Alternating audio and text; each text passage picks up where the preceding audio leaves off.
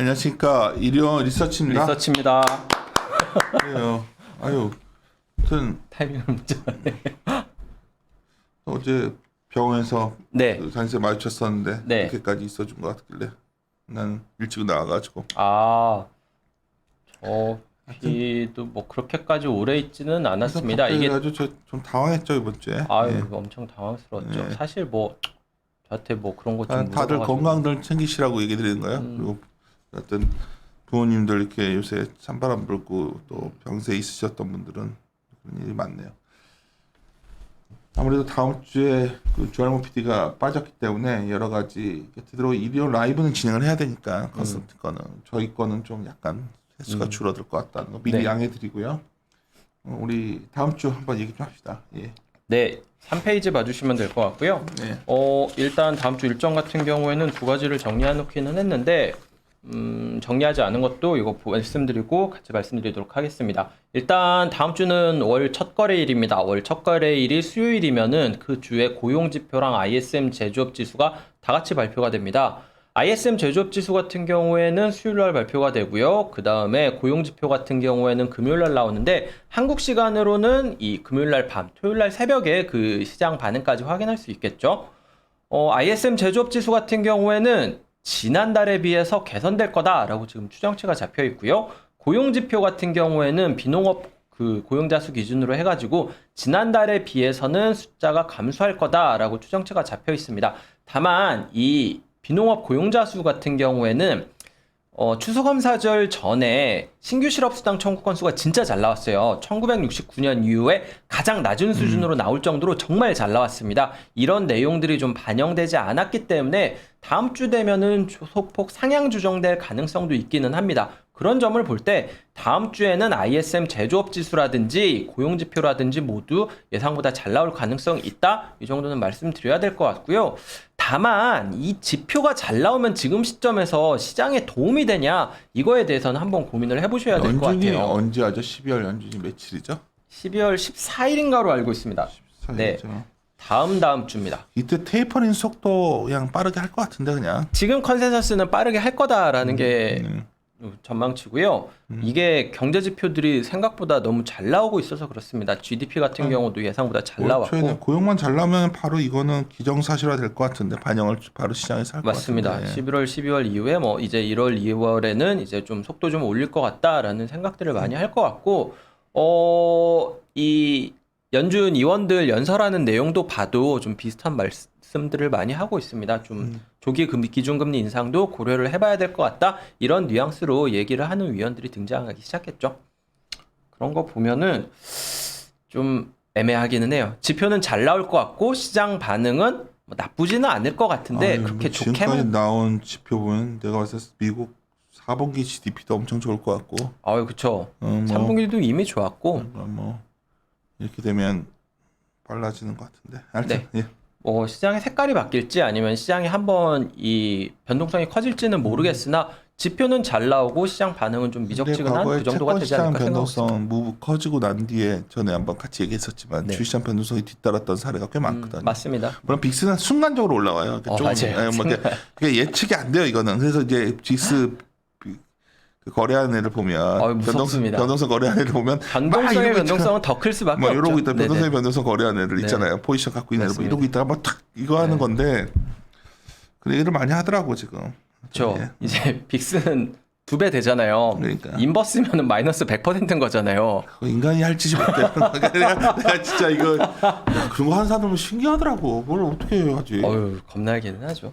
하여튼 뭐 넘어갑시다 그건. 네, 일단 경제 지표가 나온다는 거 말씀드렸고요. 두 번째로는 오펙 플러스 회담이 있습니다. 산유국 비사군유국 회담이 12월 2일에 있는데요.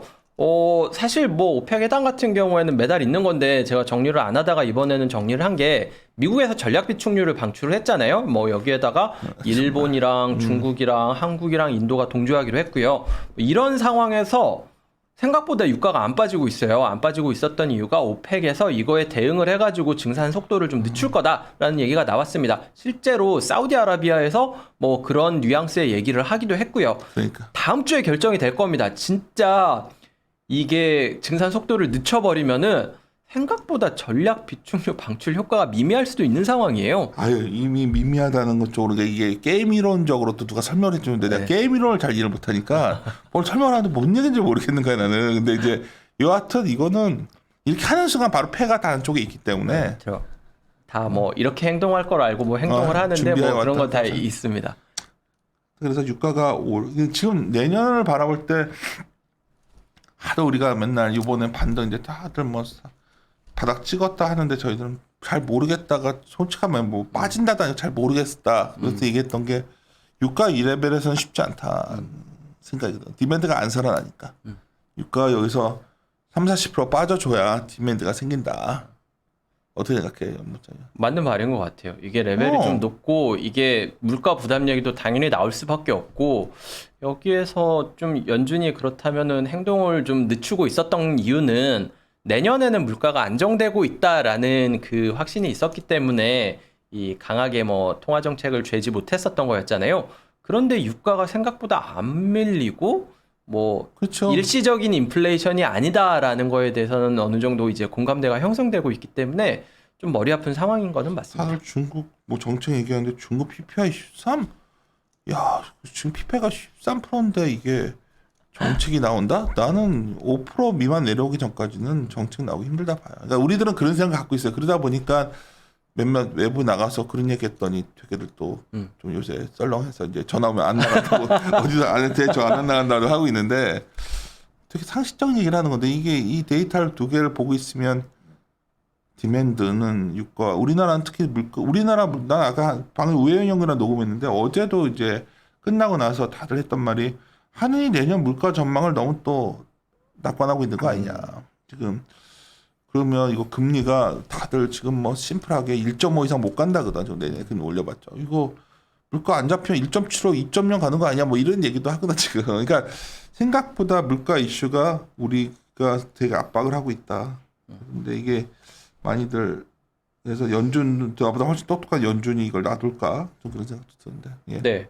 뭐 일단 물가에 대해서는 계속해서 얘기를 하고 있는데 그런데 아직도 뭐 라파엘 보스틱 총재 같은 경우에는 지난주 인터뷰 보니까 물가가 이제 올라가는 게 그 일시적인 현상이 아닌 것 같고 이거를 좀 고려해서 기준금리 인상을 좀 빠르게 해야 될 가능성은 있는데 보스틱이 이번에 들어가잖아요. 네네. 그렇지만 내년도 중기 인플레이션은 이것보다는 좀 개선될 거다 뭐 이런 식으로 얘기를 하더라고요. 그래서 내년 뒤는 그래도 나아지지 않을까 저희는 보는 거고. 맞습니다. 내년 후반에 이게 안 되면 일부 극단적 비관은 그냥 폭락한다 내년 하반기에 그 말도 나오는 거죠. 그것 때문에. 그러니까 사실은 그런 문제를 안고 있는 상황입니다. 네, 뭐 써놓은 거는 여기까지 말씀드리면 될 것 같고요. 여기 안 써놓은 건데 부채 한도 협상에 대한 얘기를 제가 몇 번 드렸는데 12월 3일까지인데 왜 안 써놨느냐라고 말씀을 드리면은요. 그 옐런 의장, 이제 의장 아니죠. 재무장관이 뭐 계산을 해보니까 재무부의 여력이 12월 15일까지는 디폴트가 안 날 것 같다. 그때까지는 협상을 마무리해야 된다라고 얘기를 했습니다. 부채 한도 협상 뭐 한참 얘기하다가 뭐 3개월 후로 이렇게 일단 유예를 시켜놨잖아요. 그게 끝나는 게 12월 3일이고 이 내부 데이터를 보니까 재무장관은 12월 15일까지는 부채 한도 협상이 안 돼도 버틸 수 있는데 그 이후로는 버티지 못한다라고 얘기를 한 상황이에요. 다음 주 정도면은 얘기가 나오지 않을까라고 생각을 하고 있습니다. 다음 주 수요일이니까 지금으로 보면은 한 15일 좀 넘게 남아 있는 상황이죠. 어쨌든 이게 지금은 아니지만 부채 한도 협상 역시 어떻게 진행될지는 좀 보셔야 될 것 같아요. 네, 이어서 차트 보여드릴게요. 5페이지에 정리를 해놨는데요. 위에 있는 차트 같은 경우에는 그냥 뭐 재미삼아 보시면 돼요. 최근에 전쟁 얘기 계속 나오잖아요. 뭐 러시아랑 우크라이나랑 뭐 러시아가 우크라이나를 전혀 움직임이 없네. 네, 침공할 수도 있다 얘기도 나오고 뭐 대만이랑 중국이랑 뭐 심상치 않다 이런 얘기도 주기적으로 나오는데 생각보다 뭐 주식시장이 효율적이라면 방산업체들 주가가 반응을 했어야 되잖아요. 생각보다 반응은 없습니다. 한국 같은 경우에는 막 이렇게 방산주 한번 난리 났을 수도 있는데 실제로 뭐 미국에서는 그렇게 반응을 하고 있는 전쟁이 어떻게 하나 지금 진짜 이거 얘기하는 사람 아니 또 모를 일이죠. 뭐 예전에 크림반도에 뭐 그런 일이 일어날 거 뭐 알았나요?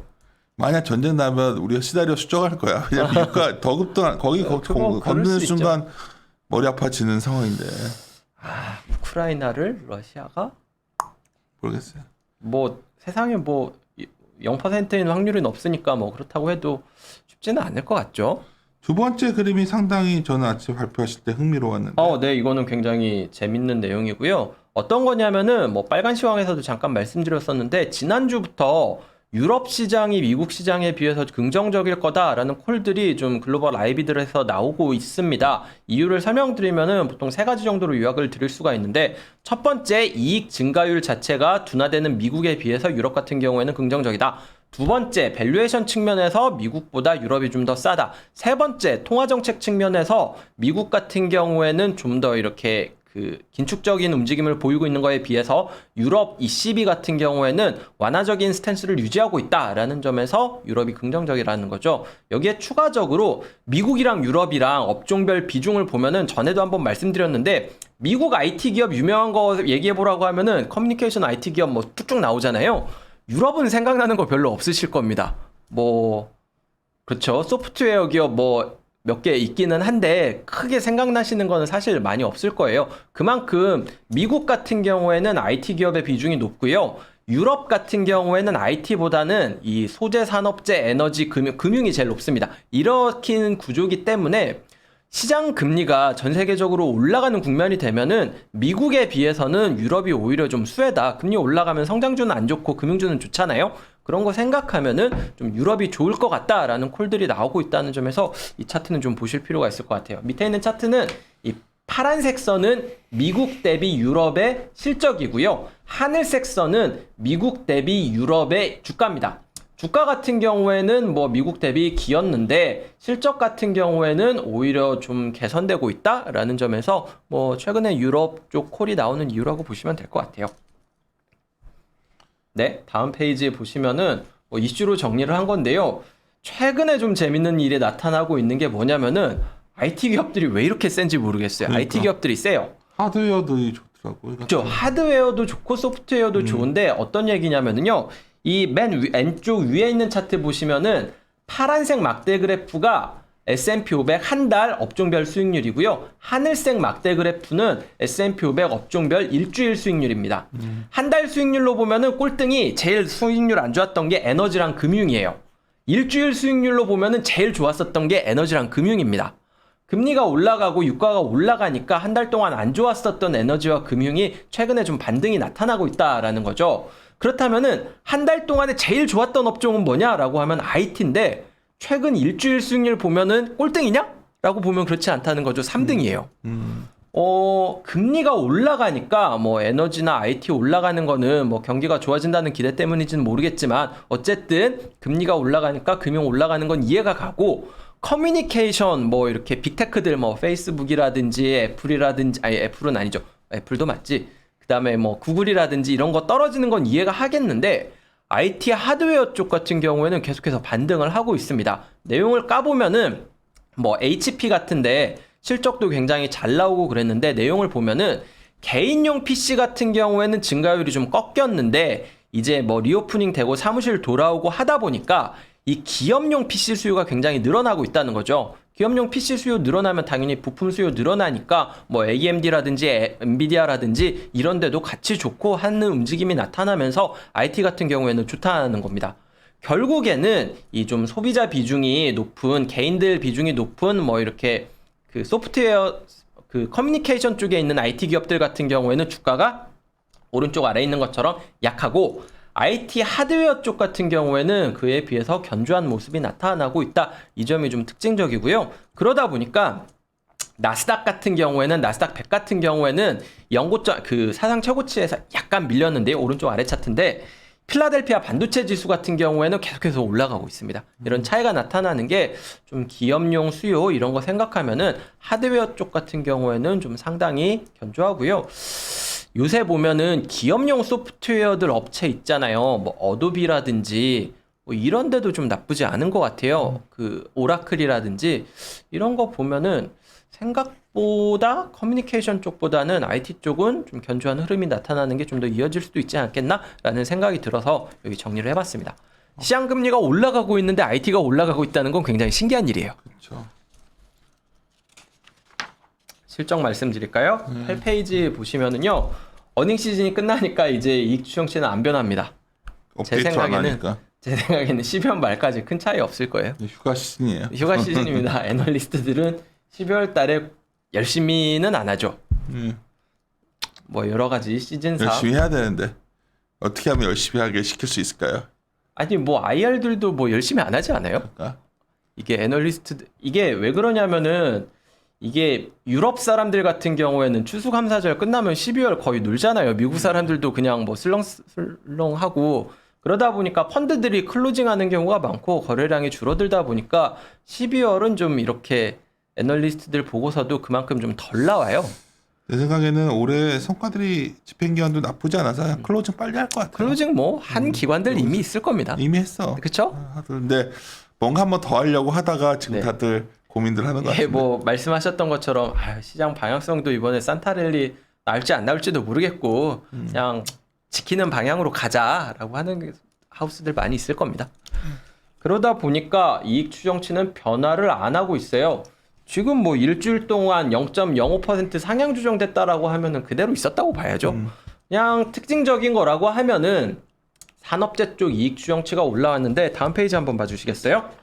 9페이지 아래쪽, 네, 한 페이지 넘겨주시면 됩니다. 아래쪽, 맨 아래 오른쪽에 있는 거 보시면은 많이 올라간 게 SK, LG 같은 지주회사들이랑 아시아나항공, HMM 같은 운송업체인데 다 산업재로 분류됩니다. 산업재 이익 추정치가 올라간 거 빼고는 그냥 뭐 똔똔 정도였다? 이렇게 요약하시면 될 것 같아요.